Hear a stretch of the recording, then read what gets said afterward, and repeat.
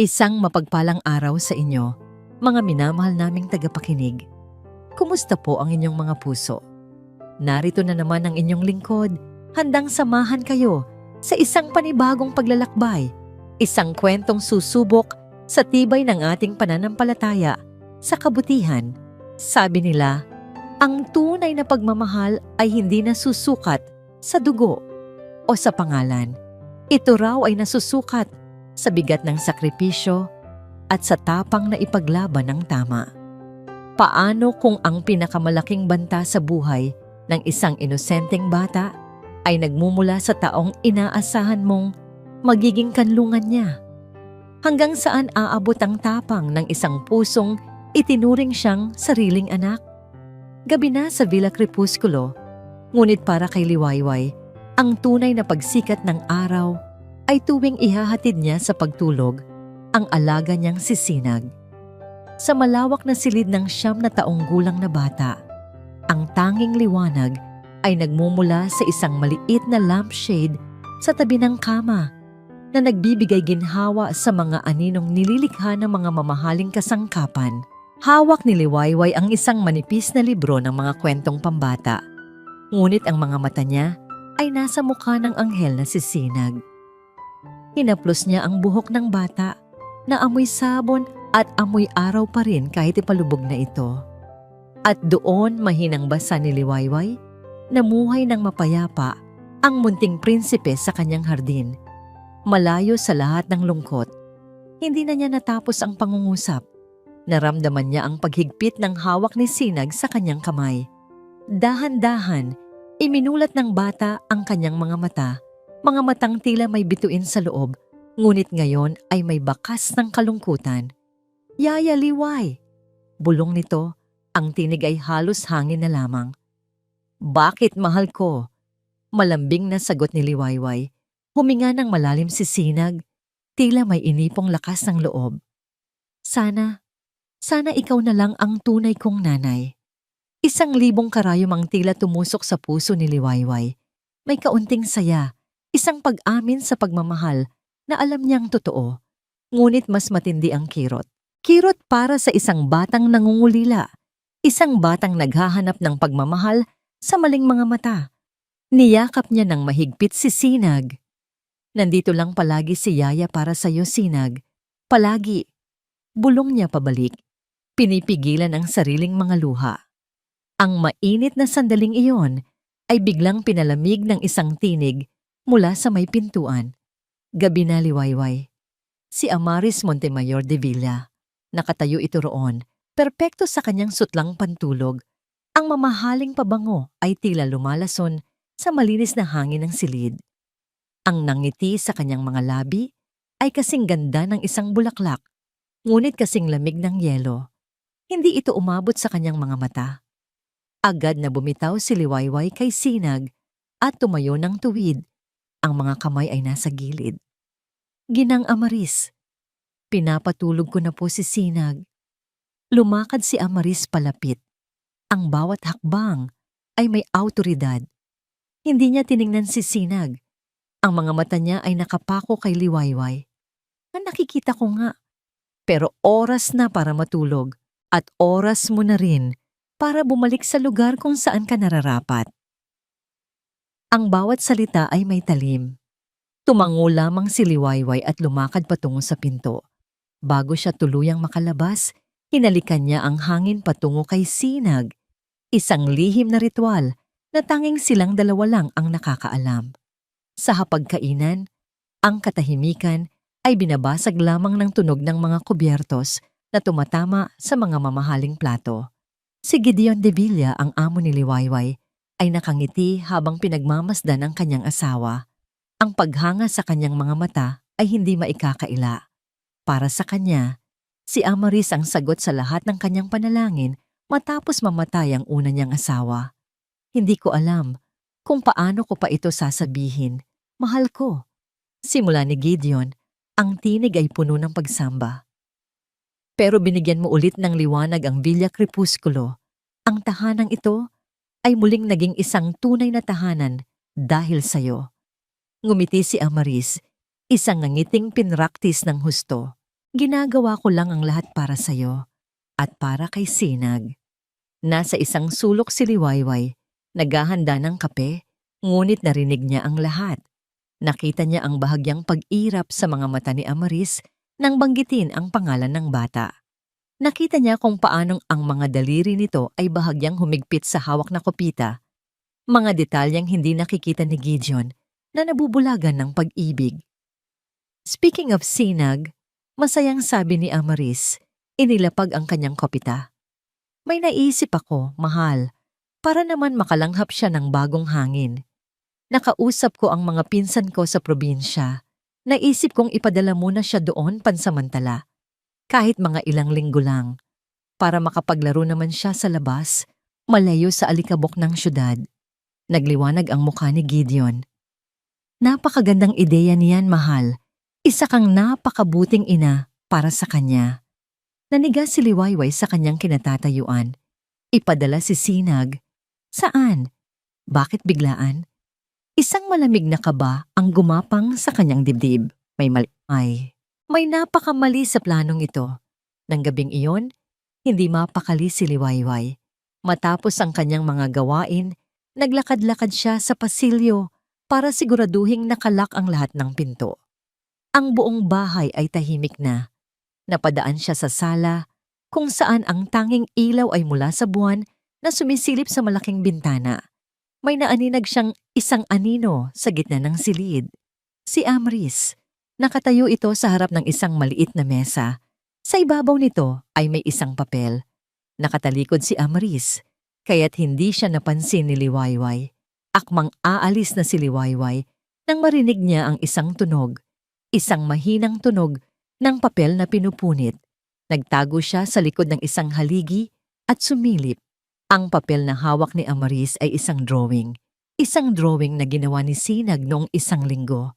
Iyon ay larawan ng una nitong ina, si Ginang Clara, na may nakasulat sa ilalim, Miss na kita, nanay.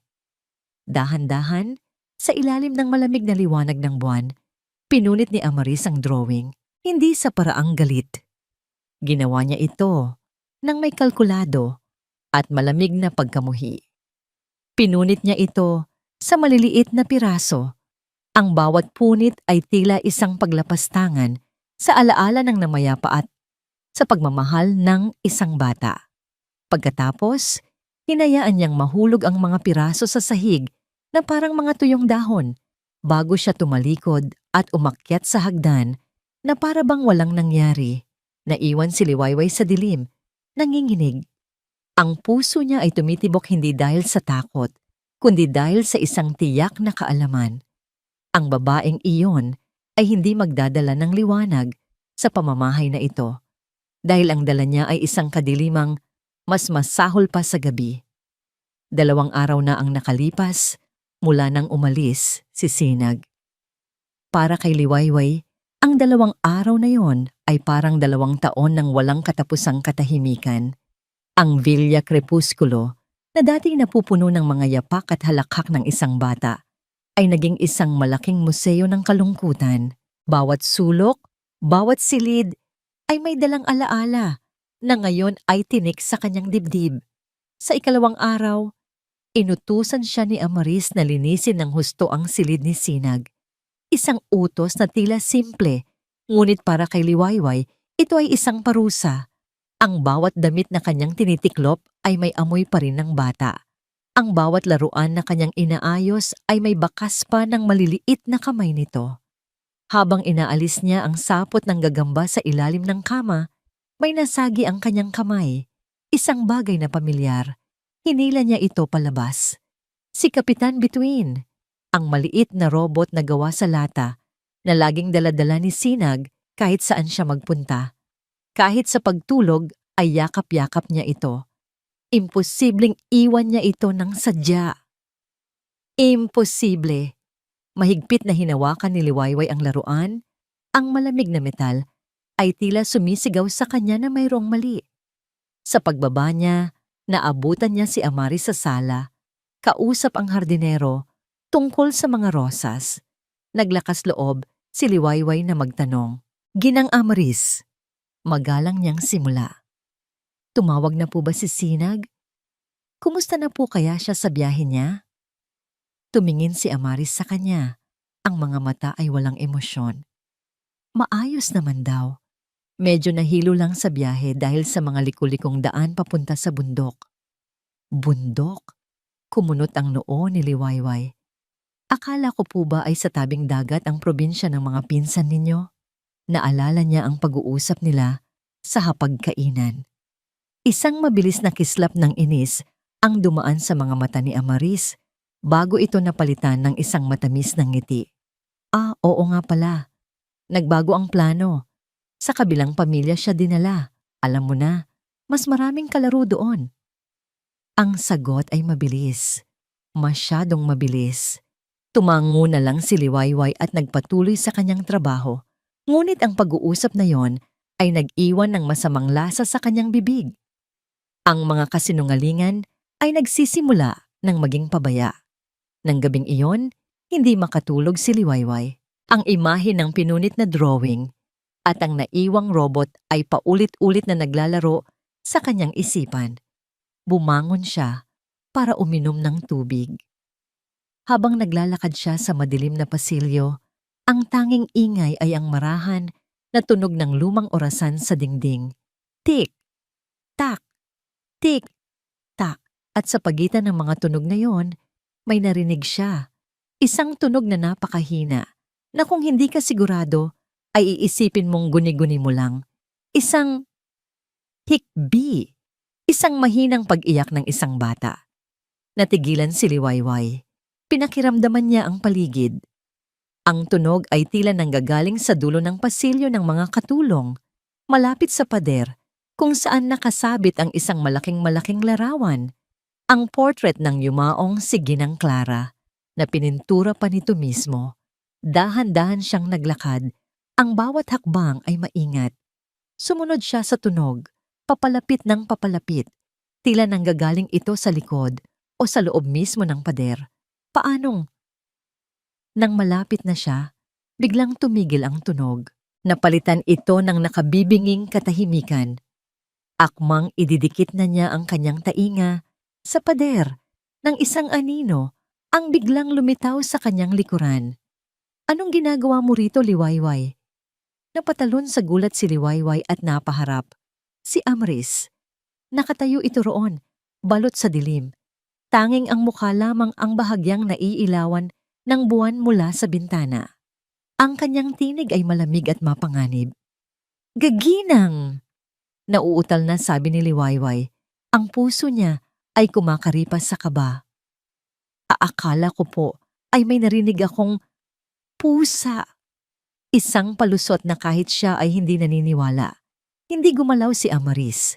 Tinitigan niya si Liwayway mula ulo hanggang paa na para bang binabasa nito ang bawat hibla ng kanyang pagkatao. Pagkatapos ay tumingin ito sa malaking larawan sa pader at pabalik kay Liwayway. Pusa? Ulit nito, may halong pangungutya. Walang pusa sa bahay na ito, Liwayway. Lumapit si Amaris. Ang bawat hakbang ay mabagal at may diin. Tumayo ito sa pagitan ni Liwayway at ng pader na para bang isang bantay. Gabi na. Maraming bagay ang naririnig natin sa dilim na gawa-gawa lang ng ating isipan, sabi ni Amaris. Ang tinig ay bumaba sa isang mapanganib na bulong. At may mga bagay sa pamamahay na ito na hindi mo dapat pinakikialaman. Tinitigan niya ng diretso sa mata si Liwayway. Ang ngiti ay nawala na nang tuluyan sa kanyang mukha. Tandaan mo yan. Pagkasabi noon, tumalikod na si Amaris at naglakad palayo. Ang kanyang sutlang damit ay marahang humahagod sa sahig, nag-iiwan ng isang landas ng katahimikan at banta. Naiwan si Liwayway na nakatayo roon, nanginginig. Hindi na dahil sa lamig ng gabi, kundi dahil sa kasiguraduhan na ang narinig niya ay hindi guni-guni. At ang pader na yon ay nagtatago ng isang sikretong mas madilim pa sa gabi. Hindi na natulog si Liwayway ng gabing iyon.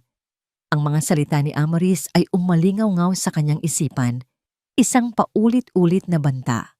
Ngunit mas malakas ang tunog ng hikbi na narinig niya Isang tunog na tumagos hanggang sa kanyang kaluluwa. Buong gabi siyang nag-isip, nagplano, at nagdasal. Alam niyang kung magkakamali siya, hindi lang trabaho ang mawawala sa kanya. Ngunit kung hindi siya kikilos, isang buhay ang maaaring mapahamak. Kinaumagahan, sinadya niyang maging abala sa hardin kung saan tanaw niya ang garahe. Naghintay siya. Ang bawat minuto ay tila isang oras. Ang bawat tunog ng sasakyan sa malayo ay nagpapatayo ng kanyang mga balahibo. At pagkatapos, dumating ang pagkakataong hinihintay niya. Narinig niya ang boses ni Gideon at Amaris na nagpapaalam sa mga katulong. Mayroon daw silang mahalagang pananghalian na kailangang puntahan sa kabilang bayan. Nakita ni Liwayway ang paglabas ng kanilang eleganteng itim na kotse mula sa gate. Sinundan niya ito ng tingin hanggang sa maglaho ito sa kalsada. Ito na. Ngayon o hindi na kailanman. Ang puso niya ay dumadagundong sa kanyang dibdib habang mabilis siyang pumasok sa loob ng bahay. Tumingin siya sa kaliwat kanan. Ang ibang mga kasambahay ay abala sa kani-kanilang mga gawain sa kusina at sa labahan. Walang nakapansin sa kanya.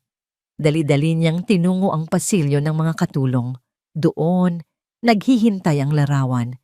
Ang napakalaking portrait ni Ginang Clara na may gintong kwadro na mas mabigat pa yata sa kakanya.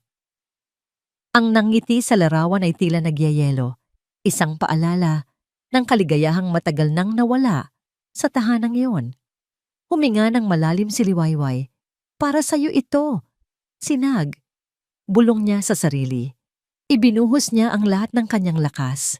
Itinukod niya ang kanyang balikat sa gilid ng kuwadro at itinulak. Wala. Hindi ito gumalaw kahit isang sentimetro.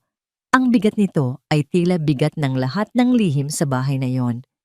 Sinubukan niya ulit. Sa pagkakataong ito, ginamit niya ang kanyang buong katawan.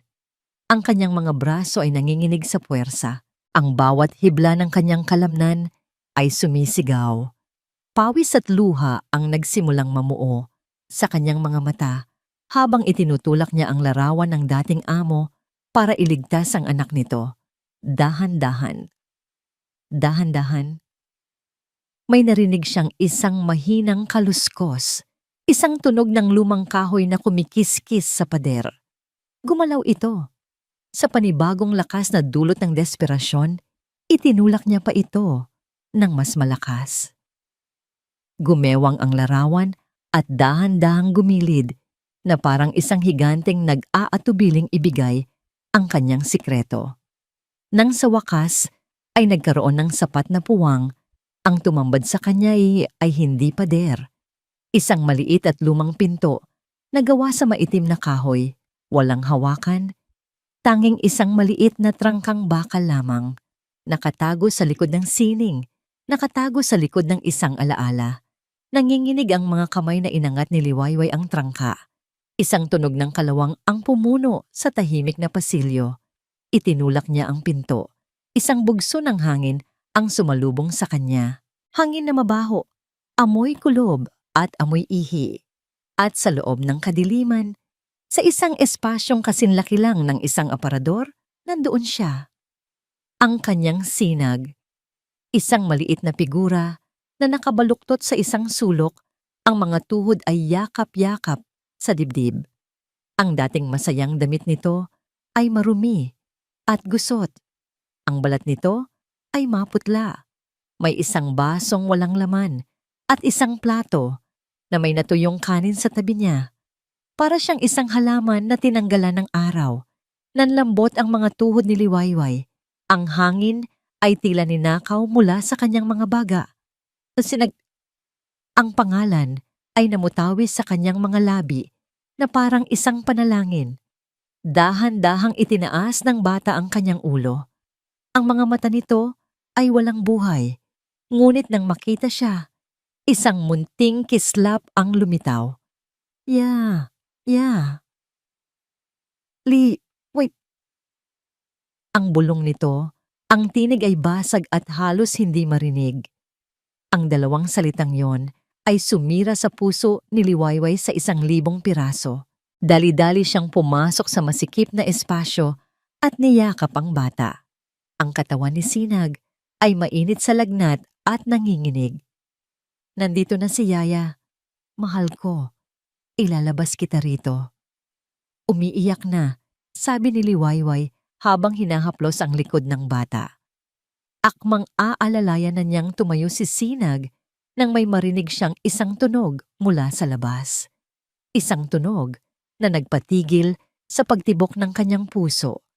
Ang tunog ng isang paparating na kotse sa driveway. Ang tunog ng makina ng itim na sasakyan ni Gideon at Amaris. Bumalik sila. Bumalik sila ng napakaaga, gulat, pagkatakot, desperasyon. Ang tatlong emosyon ay sabay-sabay na humampas kay Liwayway na parang isang malaking alon. Sa labas, ang tunog ng makina ng kotse ay huminto na. Narinig niya ang pagbukas at pagsara ng mga pinto. Patawad, mahal ko. Humihikbing bulong ni Liwayway kay Sinag na mabilis niyang ibinalik sa madilim na sulok. Babalik si Yaya, pangako. Hinalikan niya ang nagniningas na noo ng bata bago siya mabilis na lumabas at isinara ang maliit na pinto. Ang tunog ng trangkang bakal na muling isinasara ay parang tunog ng isang selda sa bilangguan. Kailangan niyang ibalik ang larawan. Ngayon din, sa natitirang lakas na dulot ng adrenaline, itinulak niya pabalik ang mabigat na kwadro. Bawat sentimetro ay isang pakikipaglaban. Ang kanyang mga hininga ay sunod-sunod at mabibigat. Narinig na niya ang mga boses sa di kalayuan, ang tawa ni Amaris, ang malalim na tinig ni Gideon, isang huling tulak. Sa wakas, ang larawan ay bumalik sa dati nitong pwesto. Itinatago ang karumal-dumal na sikreto sa likod ng isang perpektong ngiti. Si Liwayway, pawisan, magulo ang buhok at damit, at may bahid ng alikabok sa mukha, ay sumandal sa kabilang pader. Hinahabol ang kanyang hininga. Kailangan niyang makausap si Senyorito Gideon. Siya lang. Kailangang maniwala nito sa kanya. Hindi na siya nag-aksaya ng panahon. Alam niyang madalas dumiretso sa silid-aklatan ang kanyang amo pagkarating. Mabilis ngunit maingat siyang naglakad. Ang puso niya ay tila gustong kumawala sa kanyang dibdib. Gaya ng inaasahan, naroon si Gideon, nagtatanggal ng kanyang coat. Mag-isa siya. Ito na ang pagkakataon niya. Senyorito Gideon, tawag ni Liwayway. Ang boses ay nanginginig at puno ng pagmamakaawa. Napalingon si Gideon. Ang mukha ay nagpapakita ng pagkagulat sa itsura ng matagal na nilang kasambahay. Liwayway, anong nangyari sa'yo? Bakit ganyan ang itsura mo? Lumapit si Liwayway. Ang mga kamay ay nanginginig. Senyorito, kailangan niyo po akong pakinggan. Si Sinag po. Sige, si Sinag. Anong tungkol kay Sinag? Tanong ni Gideon. Ang pag-aalala ay nagsisimula nang mabakas sa kanyang mukha. Maayos lang siya, di ba? Hindi po. Hindi po siya umalis. Nandito lang po siya sa bahay. Halos pasigaw na, sabi ni Liwayway. Nakatago po siya sa likod ng larawan ni Ginang Clara. Kinulong po siya ni Ginang Amaris. Ang mga salita ay lumabas mula sa kanyang bibig na parang isang rumaragasang ilog. Ngunit sa halip na maniwala, ang mukha ni Gideon ay napalitan ng pagkalito. Anong sinasabi mo? Kinulong? Liwayway? Anong pinagsasasabi mo? Bago pa man makasagot si Liwayway, isang malambing na tinig ang pumuno sa silid. Mahal, anong nangyayari dito? Pumasok si Amaris. May dalang isang baso ng tubig para kay Gideon. Ang kanyang mukha ay nagpapakita ng perpektong pag-aalala. Ngunit nang makita niya ang itsura ni Liwayway at marinig ang huling sinabi nito, ang baso ay tila nang hina sa kanyang pagkakahawak. Dahan-dahan niya itong inilapag. Liwayway, bakit? Tanong ni Amaris. Ang kanyang boses ay basag na para bang siya ang nasasaktan. Humarap si Liwayway sa kanya. Ang galit ay nagsisimula nang pumalit sa takot. Alam mo ang ginawa mo. Hayop ka. Anong klaseng tao ka para gawin yon sa isang bata? Tama na, sigaw ni Gideon, na ngayon ay nakatayo na sa pagitan ng dalawang babae. Ngunit si Amaris ay umiling lamang at mga luha ay nagsimulang mamuo sa kanyang mga mata. Humarap siya kay Gideon. Ang muka ay puno ng sakit at pagkabigo. Alam kong hindi niya ako gusto para sa'yo, Gideon. Humihikbing sabi ni Amaris. Mula pa noong una, ramdam ko. Pero hindi ko akalain na aabot sa ganito. Nagagawa siya ng isang napakalaking kasinungalingan para lang sirain ako, para sirain tayo. Ang bawat salita ay isang patak ng lason na dahan-dahang pumapasok sa isipan ni Gideon. Tumingin siya mula sa umiiyak niyang asawa patungo sa desperadong si Liwayway. Hindi totoo yan, sigaw ni Liwayway. Puntahan niyo ang pader, senyorito. Tingnan niyo mismo. Ngumiti si Amaris sa gitna ng kanyang mga luha, isang ngiting mapait. Sige, mahal. Kung yan ang gusto niya. Pero bago yan, kinuha niya ang kanyang telepono mula sa bulsa. Katatawag lang sa akin kanina ng pinsan ko para kumustahin si Sinag. Nag-text din siya. Ipinakita niya ang screen ng telepono kay Gideon. Naroon, sa isang malinis at maliwanag na screen, ang isang mensahe. Hi Ate Amaris, enjoy na enjoy si Sinag dito. Ang daldal, ayaw na ngang umuwi. Haha. Ingat kayo dyan. Iyon na yon. Ang ebidensya, ang patunay, isang kasinungalingang mukhang katotohanan laban sa isang katotohanang mukhang kabaliwan. Ang mukha ni Gideon ay nagdilim. Ang pagkalito ay napalitan ng isang malamig at matigas na galit. Dahan-dahan siyang humarap kay Liwayway. Ano ang klaseng demonyo ang pumasok sa isip mo, Liwayway? Ang tanong niya, ang bawat salita ay mababa at puno ng pagbabanta. Pero senyorito, tumahimik ka. Sigaw niya. Ang tinig ay umalingaw-ngaw sa buong silid-aklatan, nagpatigil sa lahat. 20 taon kang nagsilbi sa pamilyang ito. Itinuring kitang higit pa sa isang katulong. At ito ang isusukli mo? Pagseselos, paninira, pag-iimbento ng isang kwentong karumal-dumal para lang sa ano? Para ano? Liwayway. Napaatras si Liwayway.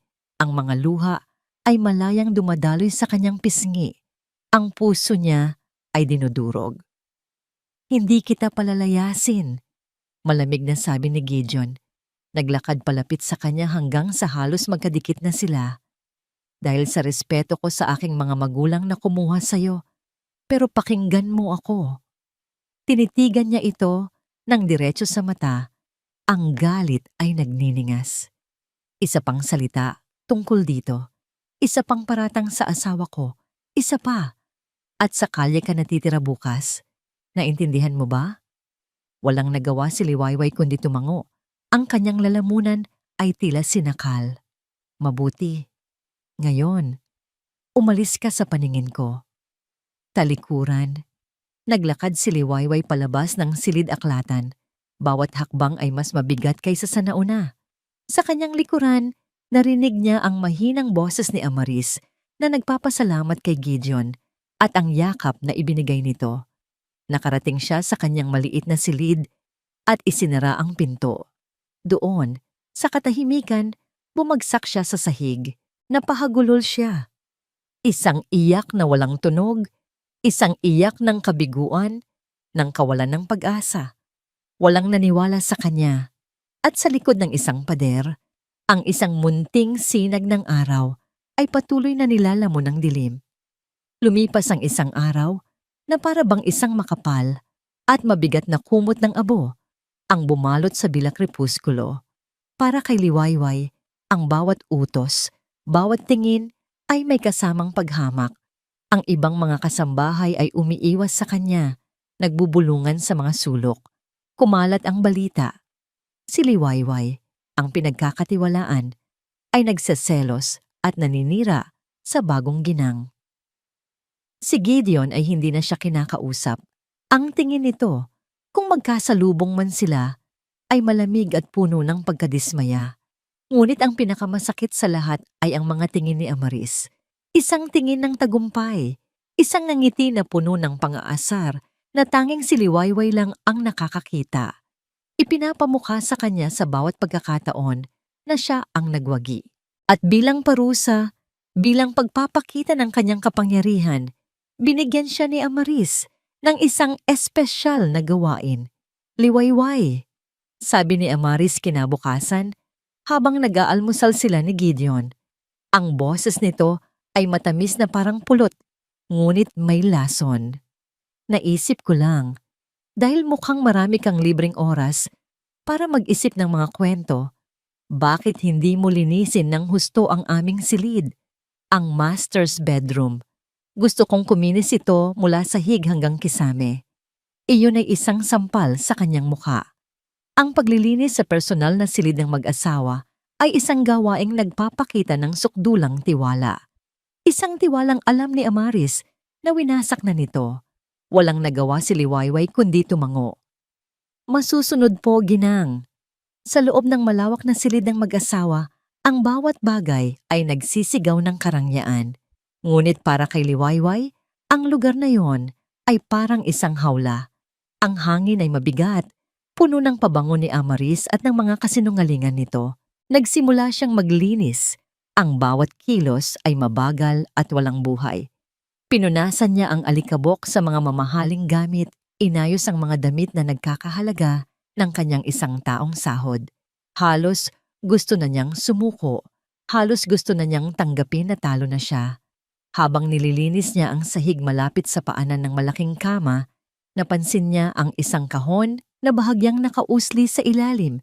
Isang ordinaryong kahon ng sapatos, tila kinalimutan. Akmang itutulak niya ito pabalik nang may maalala siya.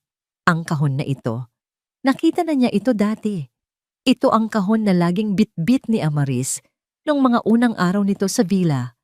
At palagi niya itong itinatago. Dahil sa utos na linisin ang lahat, hinila niya ang kahon palabas. Baka kailangan lang niyang punasan. Ngunit sa kanyang paghila, bumukas ang takip nito at kumalat ang laman sa sahig. Hindi ito sapatos, mga sobre, maraming mga sobreng kulay kape at puti. Ang iba ay lukot na. Ang iba ay may mga selyo mula sa iba't ibang kumpanya. At ang isa ay nahulog ng bukas. Ang sulat sa loob ay bahagyang nakalabas. Isang salita ang nakaagaw ng kanyang pansin, nakasulat sa malalaki at pulang letra. Final demand. Ang kuryosidad ay mas naging malakas kaysa sa kanyang pag-iingat. Kinuha niya ang sulat. Nanginginig ang kanyang mga kamay habang binabasa ang mga unang linya. Miss Amaris Montemayor, this is your final notice regarding your outstanding debt of 5 million pesos. Failure to settle this amount within 48 hours will force us to take legal and necessary actions. Threats to your personal safety may be imminent. 5 milyong piso. Binuksan niya ang isa pang sobre. Isang notice of eviction mula sa isang condominium unit. Binuksan niya ang isa pa, isang sulat mula sa abogado tungkol sa isang nabigong negosyo. Ang mga piraso ng puzzle ay biglang nagkabit-kabit sa kanyang isipan. Ang pagmamadaling magpakasal, ang pagiging desperado, ang pagkamuhi kay Sinag, ang tagapagmana ng yaman ng mga Divila. Hindi ito tungkol sa selos, hindi ito tungkol sa pag-ibig. Ito ay tungkol sa pera. Ito ay tungkol sa pagtakas. Si Gideon ay hindi isang asawa. Siya ay isang kaligtasan. At si Sinag ay hindi isang paslit. Siya ay isang hadlang. Biglang, ang mabigat na kumot ng abo na bumabalot sa kanya ay nagsimulang maglaho. Ang kawalan ng pag-asa ay napalitan ng isang malamig at matigas na bagay. Pagkaunawa. Alam na niya ngayon kung ano ang kanyang kalaban. Hindi isang masamang madrasta na galing sa fairy tale, kundi isang babaeng desperado, Isang babaeng nasa bingit ng panganib. Isang babaeng gagawin ang lahat para mabuhay. At ang isang taong desperado ay mapanganib. Mabilis niyang ibinalik ang mga sulat sa kahon, isinara ito, at itinulak pabalik sa ilalim ng kama na para bang walang nangyari. Ngunit may nagbago na sa kanya. Ang apoy sa kanyang puso ay hindi na lamang isang maliit na baga. Ito ay naging isang naglalagablab na siga. Hindi na siya lumalaban ng pabulag. Ngayon, may hawak na siyang sandata. Isang lihim. Isang motibo. Nang pumasok si Amaris sa silid, makalipas ang isang oras para tingnan ang kanyang trabaho, sinalubong siya ni Liwayway ng isang tingin na hindi niya inaasahan. Isang tinging kalmado, matatag, at mapanganib. Nagulat si Amaris. "Tapos ka na?" Tanong nito, medyo naiilang. Tumango si Liwayway. "Opo, ginang. Malinis na po ang lahat." Bago siya tuluyang lumabas, nag-anunsyo si Amaris sa buong kabahayan. "Magkakaroon tayo ng isang malaking saliw-salo sa Sabado ng gabi." Masayang sabi nito, "Para ipagdiwang ang bago nating buhay. Gusto kong imbitahan ang lahat ng mahahalagang tao sa buhay ni Gideon." Narinig ni Liwayway ang anunsyo mula sa may pintuan.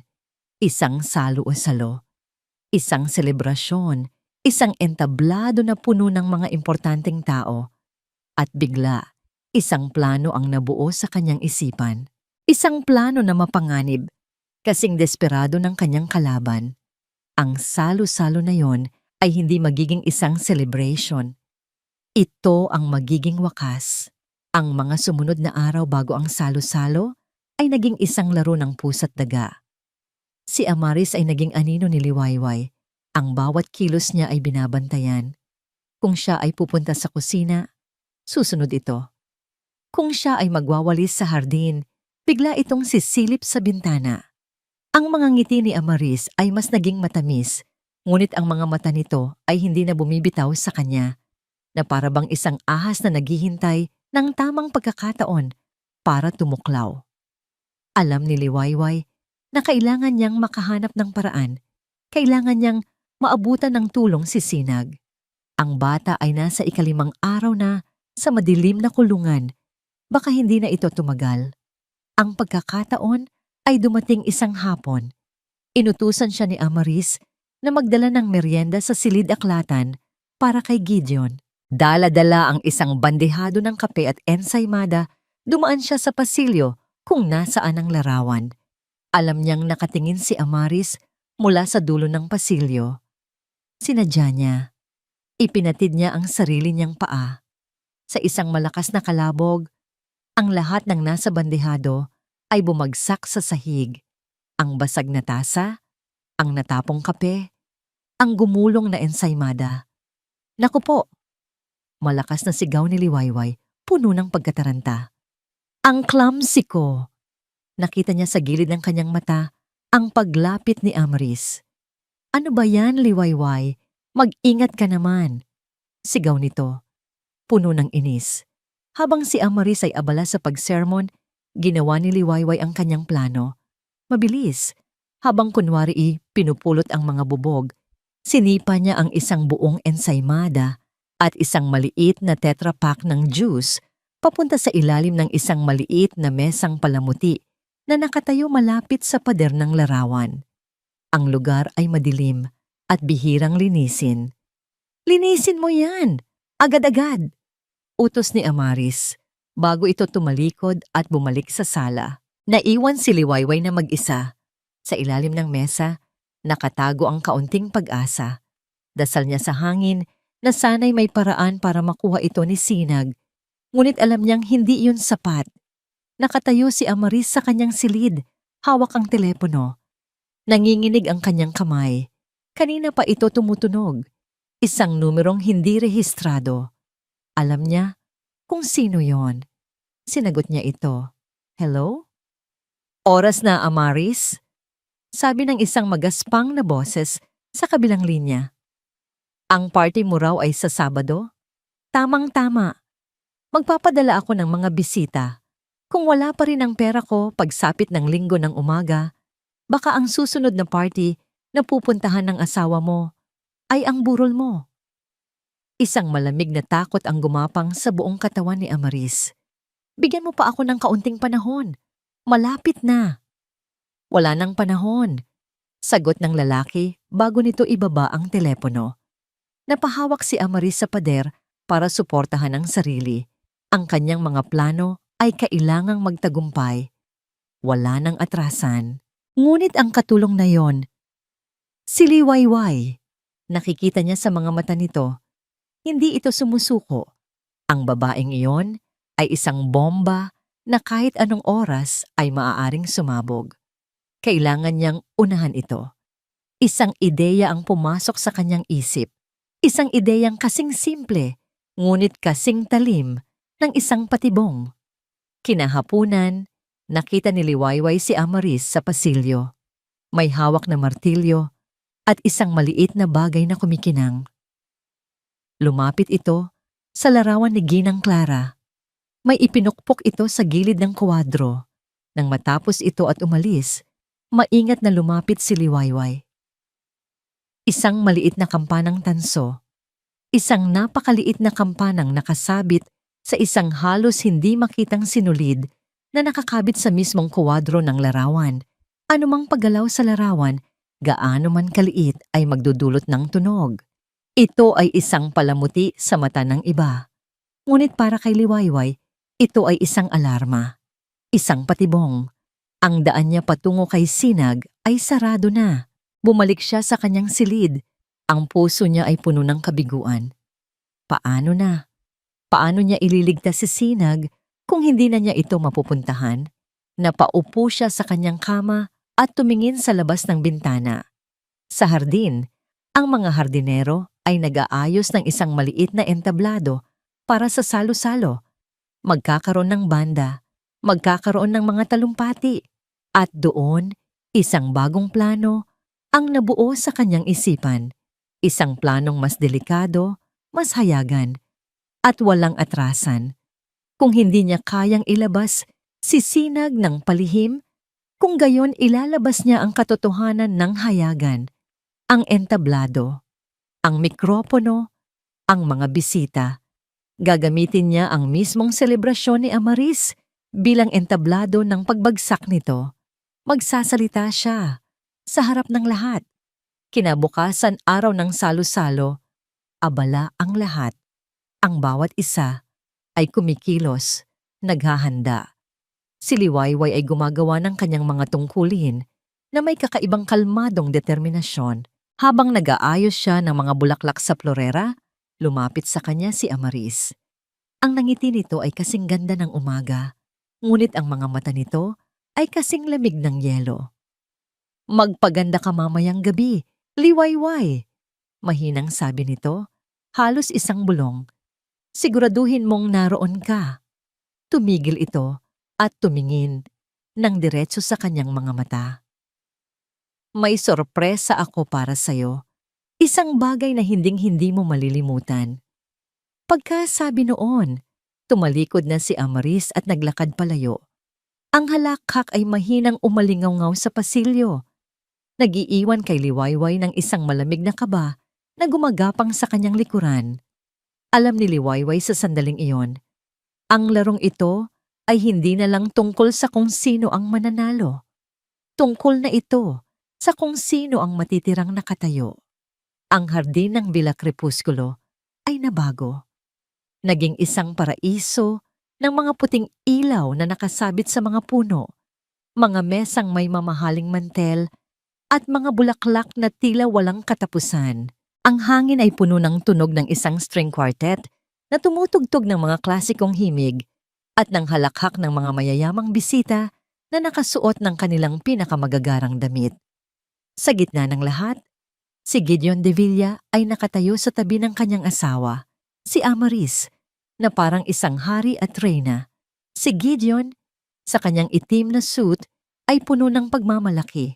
Si Amaris, sa kanyang pulang bestida na kumikinang sa bawat galaw, ay ang larawan ng perpektong kagandahan at kaligayahan. Walang sino man sa mga bisitang iyon ang makakaalam ng kasamaang itinatago ng kanyang ngiti. Si Liwayway ay nasa gilid, malapit sa kusina, nakasuot ng kanyang malinis na uniforme. Tahimik siyang nagmamasid. Ang bawat minuto ay tila isang paghihintay.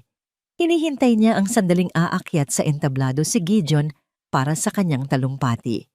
Iyon ang hudyat. Iyon ang pagkakataon niyang agawin ang mikropono.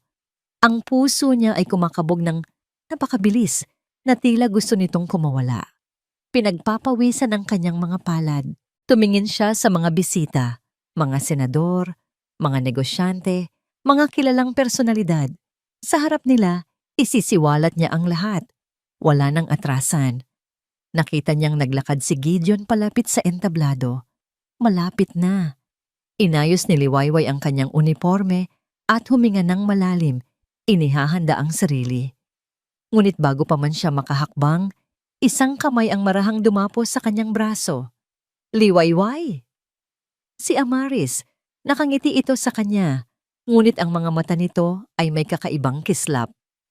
Mabutit narito ka, may isang napakahalagang bisita na gustong kumausap sa iyo ng personal. Isang matalik na kaibigan ng yumaong, si Ginang Clara. Natigilan si Liwayway. Isang kaibigan ni Ginang Clara? Sino? Ang puso niya ay biglang napuno ng kaunting pag-asa. Baka ito na ang kakampi na kailangan niya. Sino po siya? Nasaan po? Tanong ni Liwayway. Nasa loob siya. Sa may bandang likuran. Sa lumang stockroom. Medyo pribado kasi siyang tao. Halika. Samahan na kita. Sabi ni Amaris. Ang pagkakahawak sa kanyang braso ay bahagyang humigpit. Nag-alinlangan si Liwayway. Tumingin siya sa entablado. Si Gideon ay nagsisimula ng magsalita. Mga kaibigan, huwag kang mag-alala. Saglit lang ito. Sabi ni Amaris, ang boses ay tila nagmamadali. Mas importante ito. Dahil sa pag-asang makahanap ng tulong at sa bigat ng awtoridad sa tinig ni Amaris, sumunod si Liwayway. Naglakad sila papasok sa bahay, palayo sa ingay at liwanag ng salo-salo. Patungo sa isang madilim at tahimik na pasilyo. Ang lumang stockroom, isang bodega kung saan itinatambak ang mga sirang gamit at mga lumang kasangkapan. Madilim at amoy alikabok. Pumasok ka. Hinihintay ka na niya sa loob, sabi ni Amaris. Itinuturo ang bahagyang nakabukas na pinto. Sumilip si Liwayway sa loob. Madilim, walang tao. Pero wala naman pong tao, Ginang. Pumasok ka lang, ulit ni Amaris. Ang boses ay mas matigas na ngayon. Sa kanyang paghakbang papasok sa madilim na silid, isang malakas na tulak sa kanyang likuran ang nagpatumba sa kanya. Bumagsak si Liwayway sa sahig. Ang kanyang ulo ay bahagyang tumama sa isang lumang kahoy na baul. Bago pa man siya makabangon, narinig niya ang isang malakas na kalabog. Ang pinto. Isinara ito. At pagkatapos, ang tunog na nagpabagsak sa lahat ng kanyang pag-asa. Ang tunog ng isang susi na umiikot sa seradura. Click! Ginang Amaris! Sigaw ni Liwayway habang sinusubukan niyang buksan ang pinto. Buksan niyo to! Anong ibig sabihin nito? Sa labas ng pinto, narinig niya ang isang tawa. Isang tawa na malamig, matagumpay, at puno ng kasamaan. Ito ang sorpresa ko sa iyo, Liwayway, sabi ni Amaris mula sa kabilang panig ng pinto. Ang boses ay malinaw sa kabila ng makapal na kahoy. Akala mo ba hahayaan kitang sirain ang gabing ito? Ang gabing pinaghandaan ko? Manigas ka riyan. At bukas ng umaga, kapag natapos na ang lahat, palalabasin kitang magnanakaw. Sasabihin kong nahuli kitang nagnanakaw, kaya kita kinulong. Walang sino man ang maniniwala sa'yo. Hayop ka! Palabasin mo ako dito! Sigaw ni Liwayway. Ang kanyang mga kamao ay dumadagundong sa pinto. Ngunit ang tanging sagot na nakuha niya ay ang papalayo ng mga yapak ni Amaris. At sa di kalayuan, sa labas ng bahay, narinig niya ang boses ni Gideon mula sa sound system. At nais kong pasalamatan ang pinakamamahal kong asawa, si Amaris, na nagdala ng bagong liwanag sa aming buhay. Ang boses ng lalaking pinagsisilbihan niya, ang boses ng lalaking kailangan niyang kumbinsihin, ngunit napakalayo nito. Napaluhod si Liwayway sa madilim at maruming sahig, napapaligiran ng mga sirang alaala ng nakaraan at ng kanyang sariling basag na pag-asa. Sinubukan niyang sumigaw, ngunit ang ingay ng banda at ng mga nagkakasiyahang bisita ay lalamunin lamang ang kanyang tinig. Wala ng pag-asa. Talo na siya. Nakinig siya habang nagpapatuloy ang salo-salo sa labas, habang ang buong mundo ay nagdiriwang. At sa loob ng madilim na bodega, sa unang pagkakataon, naramdaman ni Liwayway ang tunay na kahulugan ng pagiging bilanggo. Nakaluhod sa sahig. Ang mga luha ni Liwayway ay tumutulo sa alikabok. Ang bawat palakpak at halakhak mula sa labas ay parang isang insulto. Talo na siya. Nabigo niyang iligtas si Sinag. Nabigo siya sa kanyang pangako.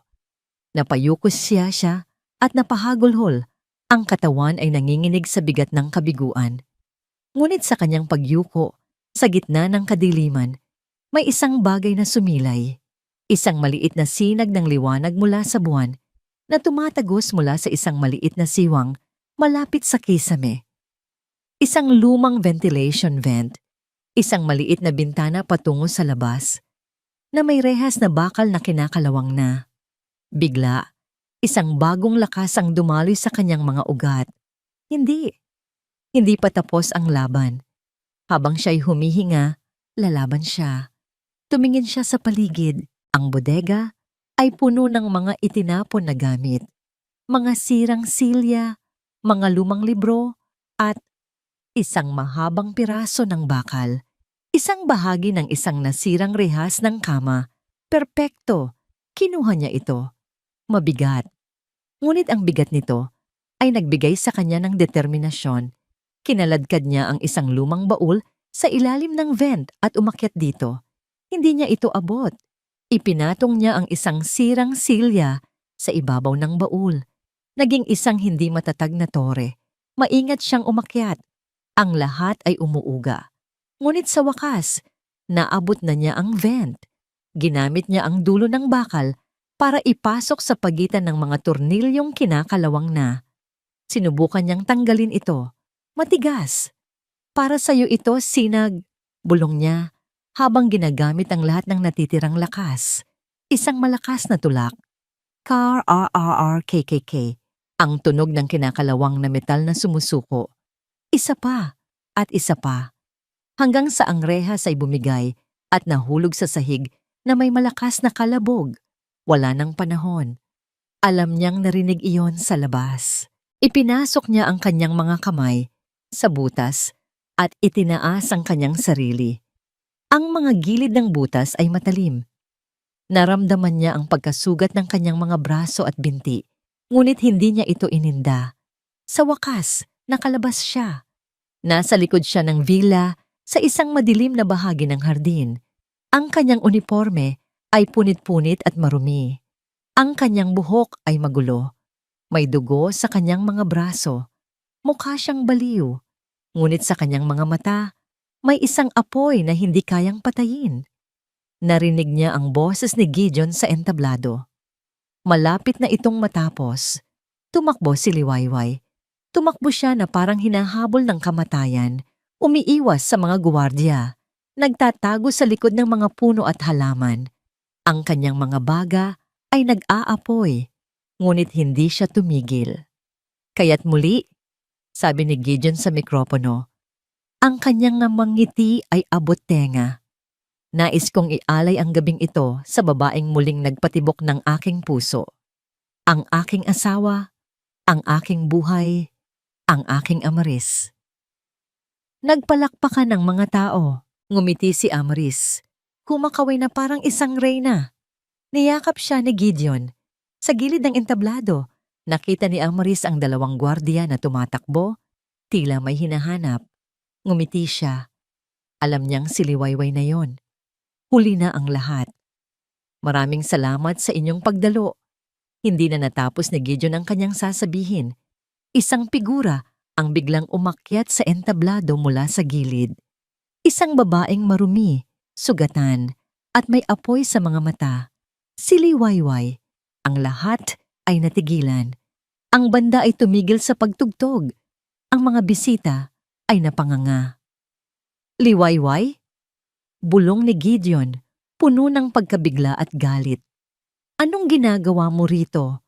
Bumaba ka! Ngunit hindi nakinig si Liwayway. Sa isang mabilis na kilos na hindi inaasahan ng lahat, inagaw niya ang mikropono mula sa pagkakahawak ni Gideon. Ang biglaang feedback mula sa mga speaker ay umalingaw-ngaw sa buong hardin. Isang matinis na tunog na bumasag sa perpektong gabi. Humarap si Liwayway sa mga tao. Ang kanyang dibdib ay umaakyat baba. Hinahabol ang hininga. Ang kanyang mga mata ay naghahanap sa gitna ng dagat ng mga mukhang naguguluhan hanggang sa makita niya ang mga mata ni Amaris, mga matang nanlalaki sa gulat at pagkamuhi. Senyorito, patawad po, sabi ni Liwayway. Ang kanyang boses ay nanginginig, ngunit malinaw na naririnig sa buong paligid. Mga ginang, mga ginoo, patawarin niyo po ang aking pang-aabala. Huminga siya ng malalim. Ang kanyang mga daliri ay humigpit sa mikropono. Magandang gabi po sa inyong lahat. Ang kanyang tinig ay nagsimulang maging matatag. Puno ng isang kapangyarihang ngayon lang niya naramdaman sa buong buhay niya. Nais ko lang pong magbahagi ng isang maikling kwento. Tumingin siya ng diretso kay Amaris at pagkatapos ay kay Gideon. Tungkol sa isang sinag ng araw na pilit ikinukubli ng isang madilim na takip silim. Anong kabaliwan ito? Galit na bulong ni Gideon sa sarili. Sinubukan niyang agawin pabalik ang mikropono, ngunit umiling si Liwayway. Ang mga mata nito ay nagmamakaawa sa kanya na pakinggan muna siya. May isang munting sinag ng araw. Nagpatuloy si Liwayway sa mikropono. Ang kanyang tinig ay umaalingaw-ngaw. Nagbibigay liwanag at saya sa isang malaking bahay. Ngunit ang takip silim, ang dapit hapon, ay nainggit sa kanyang liwanag. Gusto niyang suluhin ang araw, kaya't pilit niyang ikinubli ang munting sinag. Nagsimulang magbulungan ang mga bisita. Si Amaris na kanina'y nagyayelo sa gulat, ay mabilis na kumilos. Mga gwardiya, kunin niyo siya. Nawawala na siya sa sarili. Sigaw niya. 2 gwardiya ang nagsimulang umakyat sa entablado. Sinabi ng takip silim sa lahat na ang sinag ay naglakbay sa malayo. Hindi pinansin ni Liwayway ang mga gwardiya. Ang kanyang mga mata ay nakapako kay Gideon. Ngunit gabi-gabi, may naririnig na mga hinaing sa dilim, mga hikbing nagmumula sa isang pader. Bigla, natigilan si Gideon. Ang mga salita, ang pader. Ito ang mga sinabi sa kanya ni Liwayway sa silid-aklatan. Mga salitang pinili niyang huwag paniwalaan. Itinigil niyo yan, sigaw ni Amaris. Ikinulong ng takip silim ang sinag sa likod ng isang magandang larawan. Patuloy ni Liwayway. Ang mga luha ay nagsisimula nang tumulo sa kanyang mga pisngi. Isang larawan na sumisimbolo sa tunay na pagmamahal, ngunit ginamit para itago ang sukdulang kalupitan. 6 na araw. 6 na araw na walang sapat na pagkain, walang liwanag, nag-iisa sa dilim. Ang huling pangungusap ay tila isang punyal na sumaksak sa puso ni Gideon. 6 na araw. Iyon ang bilang ng mga araw mula nang umalis si Sinag. Tumingin siya kay Amaris. Ang kanyang asawa ay hindi na nakangiti.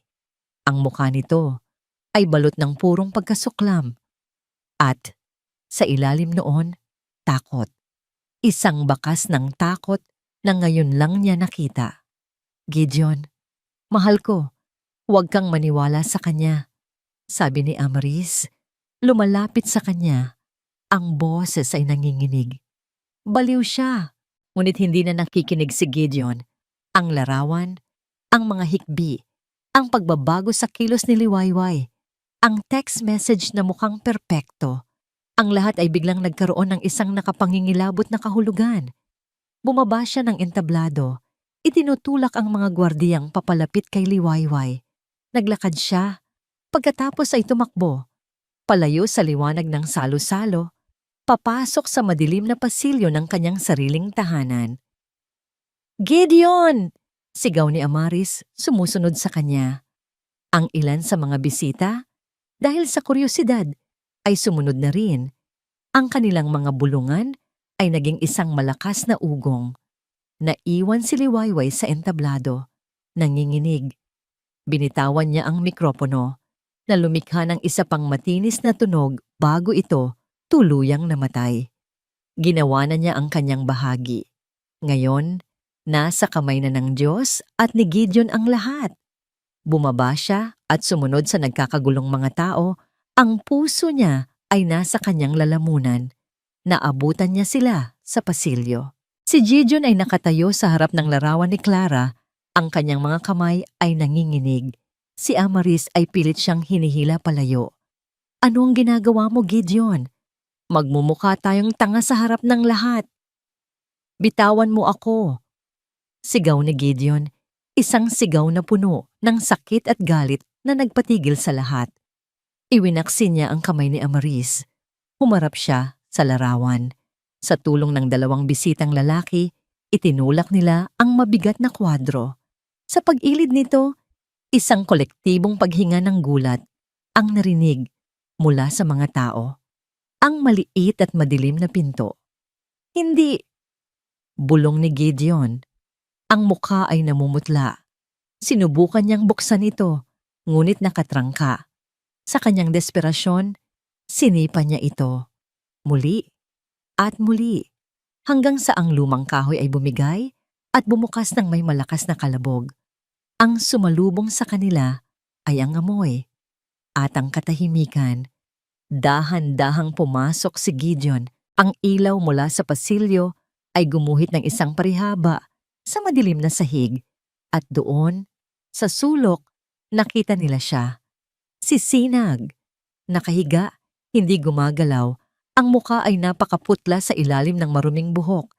Isang nakapangingilabot na katahimikan ang bumalot sa lahat. At pagkatapos, isang sigaw. Isang sigaw ng isang ama na nakita ang kanyang pinakamalaking pagkakamali. Sinag! Dali-daling binuhat ni Gideon ang kanyang anak. Anak ko, gumising ka." Umiiyak niyang sabi habang tinatapik-tapik ang pisngi ng bata. Si Liwayway, na nakatayo sa may pintuan, ay napahagulhol. Dahan-dahang iminulat ni Sinag ang kanyang mga mata. "Titatay!" Ang bulong nito. Bago ito muling nawalan ng malay, sa sandaling iyon, ang lahat ng pagdududa ay nawala. Ang katotohanan ay naroon. Sa kanilang harapan, sa anyo ng isang halos walang buhay na bata. Ang lahat ng mga mata ay bumaling kay Amaris. Nakatayo siya roon, nakasandal sa pader. Ang kanyang magandang pulang bestida ay isang insulto sa eksena. Ang kanyang mukha ay walang emosyon. Talo na siya. At alam niya iyon. Nagsimulang may tumawag ng ambulansya, may tumawag ng pulis. Habang inilalabas ni Gideon ang kanyang anak, dumaan siya sa tabi ni Amaris. Tumigil siya. Tinitigan niya ito, hindi nang may galit, kundi nang may sukdulang pagkamuhi at pagsisisi. "Diyos ko, Amaris," bulong niya. "Ano ang nagawa ko?" Nang dumating ang mga pulis, walang nagawa si Amaris kundi sumama. Habang isinasakay siya sa sasakyan, napalingon siya at nakita si Liwayway na nakatayo sa di kalayuan. Tahimik na umiiyak habang pinagmamasdan ang paalis na ambulansya. Ang kanilang mga mata ay nagtagpo sa huling pagkakataon. "Sinira mo ang buhay ko!" Isinigaw ni Amaris. Ang kanyang boses ay puno ng lason, hindi pagsisisi. Ngunit hindi na ito narinig ni Liwayway. Ang tanging nasa isip niya ay ang batang nasa loob ng ambulansya. Ang kanyang sinag ng araw na sa wakas ay nailabas na mula sa kadiliman. Lumipas ang 3 linggo. Ang ingay at kaguluhan ng gabing iyon ay napalitan na ng isang malalim at halos sagradong katahimikan sa Villa Crepusculo. Ang mga mamahaling palamuti ay naroon pa rin, ngunit ang dating pakiramdam ng karangyaan ay napalitan ng pagpapakumbaba. Ang balita tungkol sa ginawa ni Amaris Montemayor ay kumalat na parang apoy, at ngayon ay hinaharap na niya ang hustisya para sa kanyang mga krimen. Si Sinag ay nakalabas na ng ospital. Ang kanyang katawan ay unti-unti nang bumabalik sa lakas. Ang lagnat at dehydration ay nagamot na. Ngunit may mga sugat na hindi nakikita, mga sugat sa kanyang isipan at puso na mangangailangan ng mas mahabang panahon para maghilom. Hindi na siya palatawa tulad ng dati. Madalas siyang tahimik. Ang mga mata ay laging tila naghahanap ng mga anino sa sulok. Isang hapon, nakaupo si Sinag sa hardin, sa ilalim ng puno ng mangga, kung saan sila madalas maglaro ni Liwayway. May hawak siyang papel at mga krayola, ngunit hindi siya gumuguhit. Nakatitig lang siya sa puting papel. Lumapit si Liwayway. May dalang isang baso ng sariwang juice. Naupo siya sa tabi ng bata, hindi nagsasalita. Sa loob ng 3 linggo, ito ang naging routine nila. Ang pag-upo ng tahimik, ang pagiging isang presensya na nagbibigay ng kapanatagan nang walang hinihinging kapalit. Biglang kinuha ni Sinag ang itim na krayola at gumuhit ng isang maliit na kahon sa gitna ng papel, isang madilim na kahon. Pagkatapos ay tumigil ito. Tumingin si Liwayway sa ginuhit ng bata. Pagkatapos, marahan niyang kinuha ang dilaw na krayola. Sa ibabaw ng itim na kahon, gumuhit siya ng isang malaking-malaking araw. Ang mga sinag nito ay tila yumayakap sa buong papel. Tumingin si Sinag sa idinagdag ni Liwayway. At sa unang pagkakataon, sa loob ng maraming linggo, isang maliit, halos hindi makitang ngiti ang sumilay sa kanyang mga labi. Kinuha niya ang kamay ni Liwayway at hinawakan ito ng mahigpit. Sa loob ng bahay, pinagmamasdan sila ni Gideon mula sa bintana ng silid-aklatan. Sa loob ng 3 linggo, dinala niya ang bigat ng buong mundo sa kanyang mga balikat. Ang bigat ng pagkakamali, ng pagiging bulag, ng halos pagkawala ng kanyang kaisa-isang anak dahil sa sarili niyang kahangalan. Huminga siya ng malalim at lumabas. Naabutan niya si Liwayway na nag-iisa na sa hardin, nililigpit ang mga krayola. Liwayway, tawag niya. Ang kanyang boses ay hindi na tunog amo, kundi tunog tao. Puno ng pag-aalinlangan at pagsisisi. Humarap si Liwayway. Senyorito Gideon, "Huwag mo na akong tawaging senyorito," sabi niya, umiling. Gideon, tawagin mo akong Gideon. Nagkaroon ng ilang sandali ng katahimikan. Wala akong mga salita para sabihin kung gaano ako nagsisisi Liwayway. Simula ni Gideon, ang kanyang mga mata ay nakatutok sa damuhan. Ang salitang salamat ay kulang. Ang salitang patawad ay isang insulto sa ginawa kong hindi pagtitiwala sa iyo. Naiintindihan ko po, mahinang sagot ni Liwayway. Hindi, sabi ni Gideon. Sa wakas ay tumingin na sa kanyang mga mata. Hindi mo naintindihan, muntik nang mamatay ang anak ko. At ako ang nagbukas ng pinto para sa demonyong halos pumatay sa kanya. Nabuhay ako sa isang kasinungalingan dahil iyon ang gusto kong makita. At ikaw na nakakita ng katotohanan, ay sinaktan ko pa at hindi pinaniwalaan. Ang mga luha ay nagsimulang mamuo sa mga mata ng matipunong lalaki. Hindi lang buhay ni Sinag ang iniligtas mo, Liwayway. Iniligtas mo rin ako mula sa sarili kong katangahan. Hindi nagsalita si Liwayway. Hinayaan lang niya itong ilabas ang lahat. Kaya't nandito ako, patuloy ni Gideon, hindi bilang iyong amo, kundi bilang isang ama na may utang na loob na hindi kayang bayaran. Nais kong hilingin sa iyo na manatili ka, hindi bilang kasambahay, hindi bilang yaya, Huminga siya ng malalim. Manatili ka bilang pamilya, bilang tagapangalaga ni Sinag, bilang kaibigan, bilang isang haligi ng tahanang ito na minsan mo nang isinalba. Isang alok na hindi inaasahan ni Liwayway, isang alok na nagpabago sa lahat. Tumingin siya kay Gideon at sa unang pagkakataon, nakita niya hindi ang kanyang amo, kundi isang lalaking wasak, isang amang nagsisisi, isang taong naghahanap ng kapatawaran. Tatanggapin ko po, sabi niya. Isang tunay na ngiti ang sumilay sa kanyang labi. Kinabukasan, maagang gumising ang lahat. Magkakasama silang tatlo, si Gideon, si Liwayway, at si Sinag, na nakaupo sa hardin, pinapanood ang pagsikat ng araw. Ang lamig ng umaga ay napapawi ng init ng kanilang pagsasama. Habang ang langit ay nagiging kulay kahel, biglang hinawakan ni Sinag ang kamay ni Gideon sa isang tabi at ang kamay ni Liwayway sa kabila. Pagkatapos, dahan-dahan pinagpatong niya ang mga kamay nilang dalawa sa ibabaw ng kanyang maliit na kamay. Nagkatinginan si Gideon at Liwayway. Sa kanilang mga mata, may isang bagong pag-unawa, isang bagong simula. Ang takip silim ay nagwakas na. At para sa kanila, isang bagong Liwayway ang kasibay-wayway ang kasisikat pa lamang. At dito po nagtatapos ang ating kwento. Isang kwento ng sakripisyo, katapangan, at pagmamahal na hindi nasusukat sa anumang dugo o kayamanan.